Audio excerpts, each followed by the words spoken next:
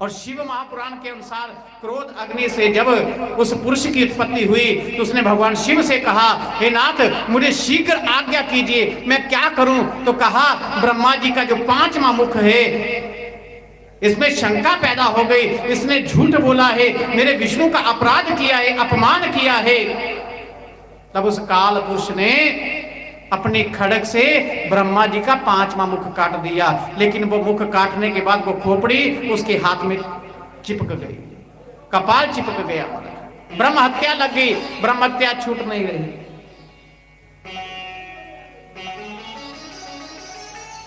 अलग अलग कथाओं में अलग अलग वर्णन है और कहते हैं इस काल भैरव ने जब काशी में जाकर स्नान किया था तो जहां जे कपाल छूटा था वो मणिकर्णिका घाट था, वहां से ब्रह्म हत्या मुक्त हुई थी। इसलिए वहां की विशेषता है कि मणिकर्णिका घाट पर स्नान करने से ब्रह्म हत्या से भी इंसान मुक्त हो जाता है।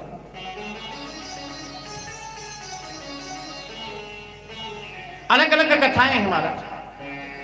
जब काल उस विराट पुरुष ने ब्रह्मा जी के सर को पकड़ा, भगवान शिव को दिया, तो भगवान शिव ने उस कपाल के 2 टुकड़े कर दिए।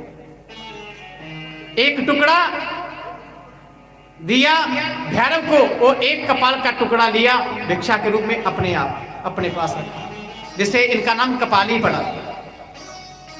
ब्रह्मा जी की आंखें निकाली गई महाराज और इनके बालों को उखाड़ कर उससे आंखें पिरोकर और वो हार बनाकर काल भैरव के गले में डाल दिया वो हार। और भगवान शंकर ने कहा कि तुमने काल रूपी जो भय है उसको पिया है, काल भी तुमसे भयभीत रहेगा, काल भी तुमसे भय मानेगा, इसलिए तुम्हारा नाम काल भैरव होगा। क्या होगा? काल भैरव। और जो तुम्हारी पूजा करेगा, आराधना करेगा, उसे काल का कोई भय नहीं रहेगा, उसके चोरी, कोई रोग शोक, कोई किसी चीज का डर नहीं रहेगा महाराज।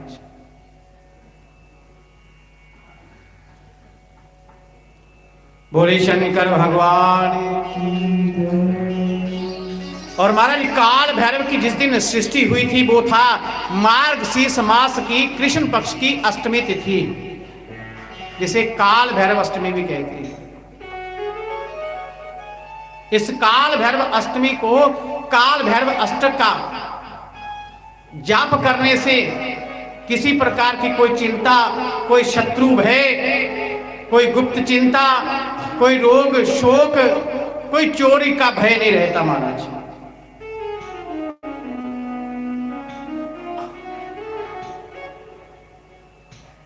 और शास्त्र में कहा गया है कि जिसका घर दक्षिण की ओर हो, घर का दरवाजा मुख्य द्वार दक्षिण की ओर हो, तो जिसके भी घर का द्वार मुख्य द्वार दक्षिण की ओर होगा, उस घर में कोर्ट कचहरी, दुर्घटना, बच्चों के बुजुर्ग हो जाना, शादी ना होना, बड़ी बड़ी उम्र के हो जाना, ये सारे के सारे दुर्घटनाएं उस घर में रहती है महाराज। ये सारी की सारी बातें होती हैं उस घर में। और जिसका दक्षिण विमुख द्वार हो, उसे चाहिए कि अपने द्वार के ऊपर जहां तो काल भैरव की प्रतिमा को लगाए, फोटो को लगाए, जहां फिर पंचमुखी हनुमान का चित्र अपने घर की उस द्वार के ऊपर लगाए। ऐसा करने से उस घर का जो वास्तु दोष है वो दूर होता है।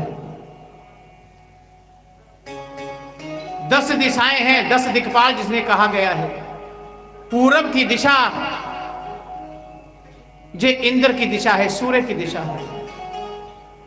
अग्नि कोण की जो दिशा है ये शुक्र की दिशा है, अग्नि की दिशा है। दक्षिण की दिशा ये मंगल की दिशा है, जमराज की दिशा है। सब दिशाओं में सबसे खतरनाक दिशा जमराज की है। नैऋत्य कोण राहु की दिशा है महाराज। पश्चिम दिशा शनि की है, आकाश की। वायव्य दिशा चंद्र की दिशा है महाराज। उत्तर दिशा बुध की दिशा है। ईशान दिशा जो है ये गुरु की दिशा है, भगवान शंकर की दिशा है। उत्तर दिशा ऋषि मुनियों की दिशा है।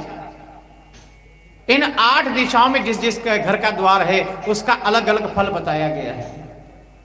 पूर्व दिशा में अधिकतर घरों के जो दरबार हैं वो पूर्व दिशा में होते हैं। पूर्व, ईशान और उत्तर दिशा में द्वार जिसका हो घर का मुख्य, वो घर शुभ रहता है, फलता है, फूलता है, धन संपत्ति की कभी कमी नहीं आती महाराज। पूर्व दिशा में जिसका द्वार हो, ऐसे घर में रहने वाले लोग मान सम्मान पाते हैं, सरकारी के नौकरी करते हैं,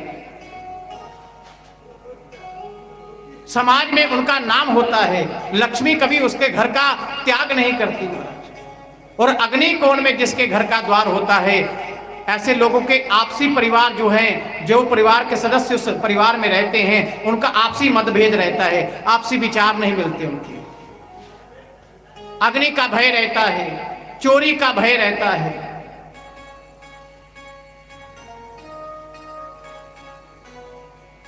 और हमारे दक्षिण दिशा में आपको मैंने बता दिया कि इसका क्या फल होता है। नैऋत्य कोण में जिसके घर का द्वार हो तो वहां अकाल मृत्यु, अकाल धन हानि, अचानक धन हानि का होना, अचानक कोई दुर्घटना हो जाना, ये सारे के सारे बातें उस घर में होती है। पश्चिम दिशा की ओर जिसके घर का द्वार हो तो ऐसे घर में भी धन की बरकत नहीं रहती महाराज। इंसान धीरे धीरे काम करने वाला होता है, सुस्त रहते हैं घर के लोग, और घर का खर्चा अधिक होता है, आमदन से अधिक होता है। वायव्य कोण में जिसके घर का द्वार होगा वो चंद्र की दिशा, और ऐसे घर में जिसका द्वार होगा ऐसी दिशा में, उसके अपने मित्र भी शत्रु बन जाएंगे। ऐसे घर के जहां भी द्वार होगा, देख लेना उस घर के लोग नमक ज्यादा खाएंगे, उस घर के लोग नमक ज्यादा खाएंगे। उत्तर दिशा में जिसके घर का द्वार होगा तो साक्षात कुबेर की दिशा बनाई गई। पूर्व, उत्तर और ईशान कोण में कभी भी हमारी फ्लश, टॉयलेट इत्यादि नहीं होना चाहिए महाराज। ऐसा करने से कुंडली में गुरु चंडाल योग बनता है। ईशान कोण में अगर फ्लश हो जाएगी, टॉयलेट हो जाएगा तो महाराज गुरु चंडाल योग बन जाएगा। ऐसे घर के जो बच्चे हैं वो जिद्दी हो जाएंगे, धर्म कर्म से दूर हो जाएंगे महाराज, पढ़ाई में कमजोर हो जाएंगे, बड़े बुजुर्गों का अपमान करने वाले होंगे, धीरे धीरे उस घर का वंश रुक जाएगा। बीच का स्थान है जो है ये भी गुरु का है। पूर्व की दिशा वायु दिशा है, इसलिए हमेशा घर के द्वार, खिड़की इसी दिशा की ओर रखे जाते हैं कि वायु का प्रवेश घर में रहे।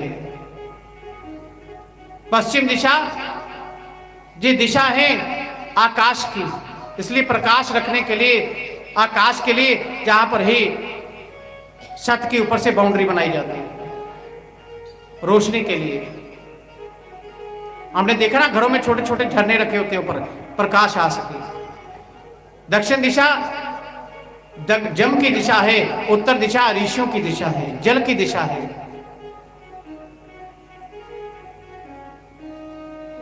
और बीच में जो ब्रह्म स्थान है यही पृथ्वी का स्थान है। पंच तत्वों का जी मिलकर ही घर बनता है और इसी से ही हमारे शरीर की उत्पत्ति होती है। बोले शंकर भगवान। अब काल भैरव ने कहा प्रभु मुझे ब्रह्म